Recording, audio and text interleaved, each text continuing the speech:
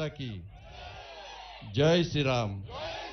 సింహవాహిని అమ్మవారికి అందరికీ నమస్కారం. భాగ్యనగరం అంతా ముఖ్యంగా పాత బస్తీ అంతా కూడా ఇలా పొద్దు నుంచి తిరుగుతున్నా. ఏడవైనా మా అమ్మవారు మహిళలందరూ కూడా ఒక అమ్మవార్లుగా తయారై అమ్మవారికి బోనం ఎత్తుకొని వస్తున్నారు. యువకులు పిల్లలు అందరూ కూడా ఉత్సాహంగా ఈ అమ్మవారి బోనాలు పాల్గొంటున్నారు. ఒక పండుగ వాతావరణం ఇలా పాత బస్తీలో గల్లీలో ఒక పండుగ వాతావరణం నెలకొనడం నిజంగా చాలా ఆనందం. మనందరూ తెలుసు బోనాలు అంటే అమ్మవారికి ఇష్టమైన నైవేద్యాన్ని సమర్పించడమే బోనం అంటారు. ఇందులో సైంటిఫిక్ రీజన్ కూడా ఉంది.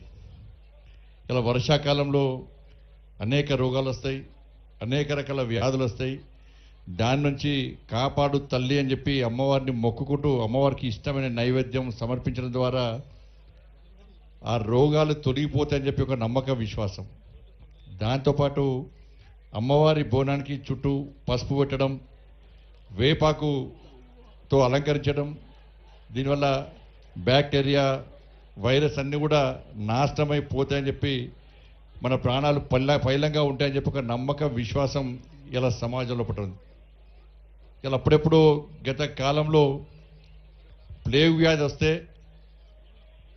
ఆ ప్లేగ్ వ్యాధి నుంచి కాపాడు తల్లి, ఈ ప్లేగ్ వ్యాధి వల్ల ప్రజల ప్రాణాలు పిట్టల్లో రాలిపోతున్నాయి, ఈ ప్లేగ్ వ్యాధి నుంచి ప్రజల ప్రాణాలు కాపాడితే నీకు దేవాలయాన్ని నిర్మించి నీకు నైవేద్యం బోనం సమర్పిస్తామని చెప్పి ఆ రోజు వీర జవాన్లు భాగ్యనగర్ ప్రజలంతా ఆ తల్లిని వేడుకుంటే ఆ తల్లి కరుణించి ఇలా ప్లేగు వ్యాధి నుంచి ప్రజలను కాపాడింది. కాబట్టి వాళ్ళ సికింద్రాబాద్లో అమ్మవారి గుడిని నిర్మించి అలా బోనాలు సమర్పించి ఇలా బోనాల పండుగ చేసుకుంటున్నాం.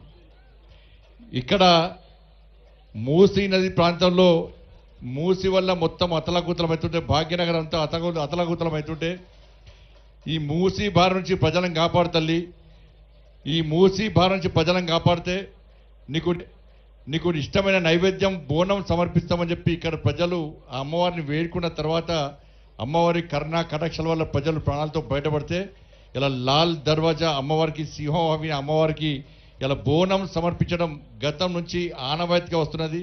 ఇది సనాతన ధర్మాన్ని కాపాడుకోవడం, హిందూ సాంప్రదాయాన్ని ఇలా కాపాడుకునే ప్రయత్నం మనం చేస్తున్నాం. ఇవాళ తరాలు అంతరాలు ఏర్పడ్డా ఈ బోనాల పండుగ మాత్రం తరాల నుంచి వస్తున్నది. ఒక పండుగ వాతావరణంలో మనం చేసుకుంటున్నాం. ఇప్పుడు ఒక శక్తివంతమైన పండుగ. నేను ప్రతి సంవత్సరం కూడా ఈ లాల్ దర్వాజా ఈ టెంపుల్కి వచ్చి ఈ సింహవాహిని అమ్మవారిని దర్శించుకోవడం, అమ్మవారి కరుణా కటాక్షలతో ఇంకా ఈ ధర్మం కోసం, ఈ దేశం కోసం, ఈ హిందూ సమాజం కోసం, సనాతన ధర్మ రక్షణ కోసం, మన సంస్కృతి సాంప్రదాయాలను కాపాడు కోసం నా వంతు ఒక హిందూగా పుట్టినందుకు నా వంతు తృణమో ప్రణమో కష్టపడి పనిచేసేటువంటి అవకాశం ఆ తల్లి దయ వల్లనే, ఆ తల్లి ఆశీర్వాదం వల్లనే వస్తుంది వాళ్ళకి. మరి ఇలా భాగ్యనగర్లో మొత్తం పొద్దున్న తిరుగుతున్నాను నేను. చాలా ఉత్సాహం అనిపిస్తున్నది. ఎందుకంటే సింహవాహిని అమ్మవారి దయ వల్ల, భాగ్యలక్ష్మి అమ్మవారి కరుణా కటాక్షల వల్ల ఏ కష్టం వచ్చినా, ఏ ఇబ్బంది వచ్చినా భాగ్యలక్ష్మి అమ్మవారిని తలుచుకుంటే మన కష్టాలు తొలగిపోతాయని ఒక నమ్మకం. నేను కూడా ప్రజా సంగ్రామ యాత్ర చేసినప్పుడు ఆ భాగ్యలక్ష్మి అమ్మవారి పాదాల సాక్షిగా ఆ కార్యక్రమం ప్రారంభించినాం. కాబట్టి ఇవాళ తెలంగాణ రాష్ట్ర వ్యాప్తంగా ఒక హిందుత్వ వాతావరణం ఏర్పడేదంటే ఆ భాగ్యలక్ష్మి అమ్మవారి కరుణా కటాక్షల విషయాన్ని గుర్తుంచుకోండి.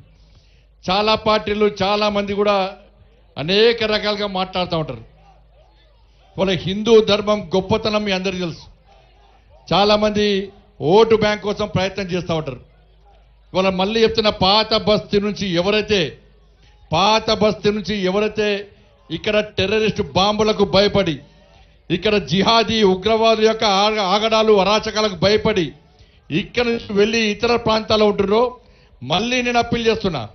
ఈ సింహవాహిని అమ్మవారి సాక్షిగా నేను చెప్తున్నాను, ఆ భాగ్యలక్ష్మి అమ్మవారి పాదాల సాక్షి చెప్తున్నా, మీరందరూ తిరిగి రండి, పాత బస్తీకి రండి. మిమ్మల్ని హిందూ సమాజాన్ని కాపాడుకునే బాధ్యత ఇవాళ మేం తీసుకుంటాం. ఇవాళ హిందువులందరూ భాగ్యనగర్లో ఓటు బ్యాంక్ మారినారు. ఇలా ఓటు బ్యాంక్ మార్చాల్సిన బాధ్యత మాదే ఉంది కాబట్టి ఇవాళ భాగ్యలక్ష్మి అమ్మవారి శక్తి ఏందో, భాగ్యలక్ష్మి అమ్మవారి యొక్క పవర్ ఏందో ఇవాళ ప్రపంచ వ్యాప్తంగా చూపెట్టాం. దేశం నుంచి ఏ రాజకీయ నాయకుడు వచ్చినా, దేశం నుంచి ఏ సెలబ్రిటీ వచ్చినా ఇవాళ